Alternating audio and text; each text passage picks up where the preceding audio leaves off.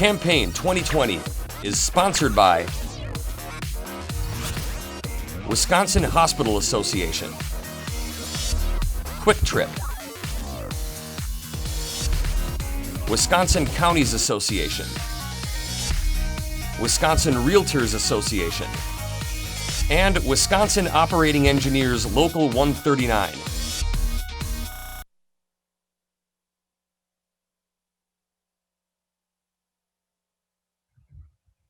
State Representative Marisabel Cabrera of Milwaukee is a Democrat seeking re-election in the 9th Assembly District. Marisabel, welcome back to WisconsinEye.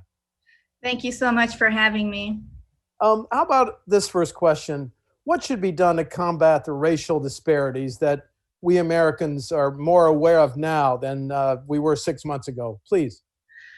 Well, I think that being from Milwaukee and also being Puerto Rican, I think that is something that I've been aware of for very long time. I think one of the biggest ways that racial disparities can be addressed is through our budget. I think that we've always seen the disparities in education and healthcare and just public services in general, and that really comes down to how we choose to allocate the revenue that we have at our disposition. And Milwaukee in particular, even though we do tend to provide the biggest chunk of what the state budget is made up of, and when it comes to revenue, we don't tend to get our fair share back. And so that does have an impact in the long term as far as how our services are provided to the residents of Milwaukee. We definitely would need to take an eye on what we prioritize. Obviously, right now, the biggest issue, one of the biggest issues is the impact of COVID-19. That definitely has highlighted some defects in our healthcare system and how it impacts folks that are low income, and typically in Milwaukee that also is folks that are in minority groups. And so I think that's fairly important that we take into account how those services are provided. Also, obviously, there's a need for policing reform. In Milwaukee, the police department gets approximately 47% of our city budget. And so that's just not sustainable. And even before COVID-19, every other department in the city was consistently facing cuts to their budgets. And so I think that's something that we need to look at, that the police department, would need to face some sort of changes in their funding as well. Do you support the governor's 9-bill package for police reforms that would ban chokeholds and ban no-knocks and uniform training standards statewide for those that want to be police officers? I do, and I happen to be in a unique position for folks that are currently, I am the only candidate actually that has experience as having served in the Milwaukee Fire and Police Commission for 6 years. I do know that there are some things that need to be changed and could be improved, and I think the governor's proposal is fair and is a good start. Okay. Let's talk about the squeeze on tax collections. If the governor's right and we don't collect $2 billion in general fund taxes, boy, that's a choice of cut spending or raise taxes and fees. Where are you on that choice, Marisabel? Well, I think that it's not either or. There are going to be some tough decisions that need to be made. I think that it's a combination of factors that we need to use all of the tools at our disposal. We don't have the luxury of only doing one thing. I do think that as far as somehow filling in that gap, accepting the Medicaid expansion dollars would provide us with nearly $1 billion right there. And that would definitely help, especially, again, being that healthcare is going to be a huge issue. It was before, it's even more aggravated now. And, we've seen the numbers. There sort of seems to be some type of surge happening here locally. And so we need to focus on that. And that's one way that we can address that. But also, we can look at, doing a small increase in our sales tax, maybe creating a new tax bracket for high income earners, reviewing our corporate tax measures. And so it's a combination of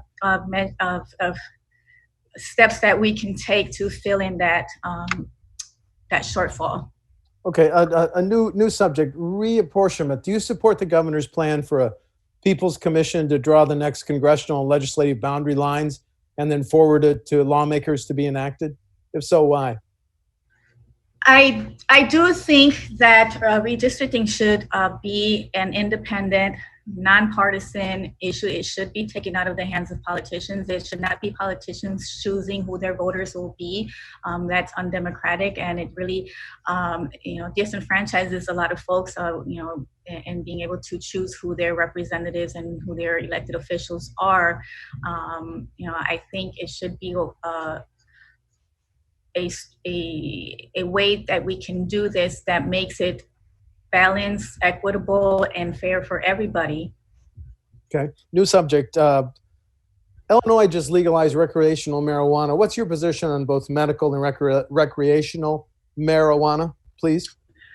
So I think, I don't know, being an attorney, I know it from one point of view, but I did do some, when this started coming up years ago, I started looking into it to see, what is it that people want and how effective is it really? And I have seen lots of studies that say medical marijuana is helpful to a lot of people in a lot of different ways. So I definitely would be in favor of legalizing medical marijuana, but I would take it a step further also and include recreational marijuana, because number one, it would be another source of revenue, which we definitely need. Mm-hmm. And also because it is a form of social justice, in the sense that we could lighten up the load in courts and also make sure that folks are not being sent to long prison term sentences based on nonviolent offenses. Okay, couple questions on property taxes. Wisconsin is a high property tax state. That's why there's limits, there's caps on what school districts and local governments can levy in property taxes. Although if you pass a referendum, you can exceed those caps. If you're reelected and voting on the next state budget, do you think those property tax caps and limits should stay in place?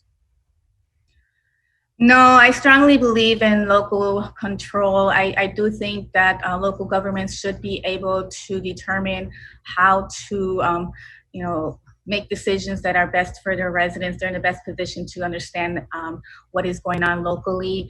I do think that if there have been proposals made in the past that we do a small increase in sales taxes, and we could shift that burden across Wisconsin, and including folks that are traveling as guests.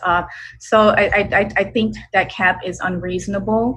It really puts people in just a predicament. And also, I frankly don't think that it's disingenuous, because on the one hand, you're trying to claim you're not raising taxes, but really what you're doing is just forcing that decision on the local residents to decide, yes, let's do a referendum so we can increase our own taxes. So you are, in effect, still doing it. You're just having a two-step process instead, and you're sort of shifting the decision to other folks to make it, but you're forcing them into a corner. So yes, of course, you're still doing the same thing. So I do think that that cap should be lifted. And, as we've seen across Wisconsin, all over, local municipalities have already passed referendums to do that. So it's necessary. Well, I know you followed Evan Goyke's bill that would let Milwaukee levy an additional sales tax. Do you think local governments generally need more revenue raising options? Maybe a local option sales tax, or broadening the 5% state sale tax to now exempt products and services to give them more money? I do. Yes, I actually was in support of his bill. You were? Okay. Okay. Um, the debate over a stable funding source for our highways, the governor was willing last year to raise the gas tax. What's your position on raising our 30.9 cent gas tax that hasn't been increased in 10 years? Well, like I said, I think that right now, based on how the COVID-19 has just put an even greater pressure on issues that we had already long standing. We're going to have a shortfall in our budget, and we have to make it up some way, somehow. I do think that we should consider a gas increase in our gas tax. Okay, very good. You mentioned the COVID. It means state and local governments are collecting less revenues. It puts a strain on our healthcare system. We've seen how hospitals in Wisconsin and nationally are on the front lines of fighting COVID. If you're reelected voting on the next state budget, should hospitals be an even greater priority than they might be in the current state budget? Well, it should be a priority. I don't know that it should be the only priority, though, because again, it's going to be across the board where we're going to have to determine where we're going to what we're going to fund and to what extent.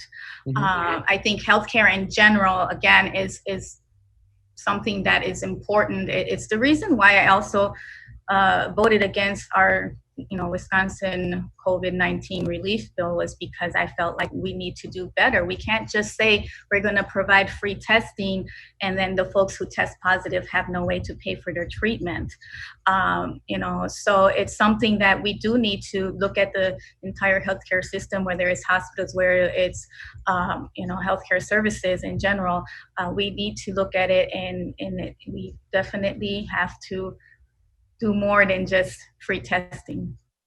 A follow-up question on the pandemic. If a business follows all the CDC or the WEDC regulations to protect its customers and employees, should that business be immune from frivolous lawsuits? Well, again, excuse me.